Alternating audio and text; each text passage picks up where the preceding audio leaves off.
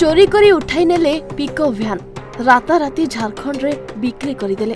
हाँ दर्शक बंधु, अनुगुल सहर गांधी मार्ग रे रोथुबा प्रशांत कुमार बेहेरा पिकअप भ्यानटी गत 6 तारिख राति रे चोरी हो जाइथिबा नै थाना रे अभियोग करथिले।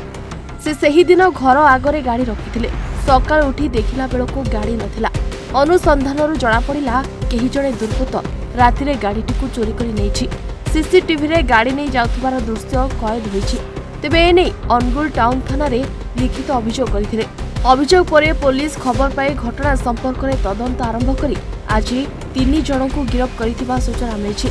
3 जन होउछंती सरफराज खान, अहमद राज और एमडी सगीर। तेबे एई 3 जन अभियुक्तों पाखरु चोरी होइथिबा पिकअप भ्यान जबत कराजिबा सह एक स्कूटी, 3टी मोबाइल, एक मास्टर चाबी सहित 3 अभियुक्तों को गिरफ्त करी कोर्ट चालाना करथिबा नै थाना अधिकारी धीरेश कुमार दास सूचना दैछंती। अन्यपटे चोरी होइथिबा पिकअप भ्यान को उद्धार करी प्रशांत बेहेरा को हस्तक्षेप करा जाइथिबा जणा पड़िछि। 11:30 बेले गाड़ी से चोरी कर नहीं। तेणु आम जो तापर दिन जानलु जे गाड़ी आमर ना आम थाना इनफर्म देलु राउरकेला जन को अरेस्ट कराई राजापुर जन को भी अरेस्ट कराई। अनुगुल शिव नायकों रिपोर्ट, ओडिशा भास्कर।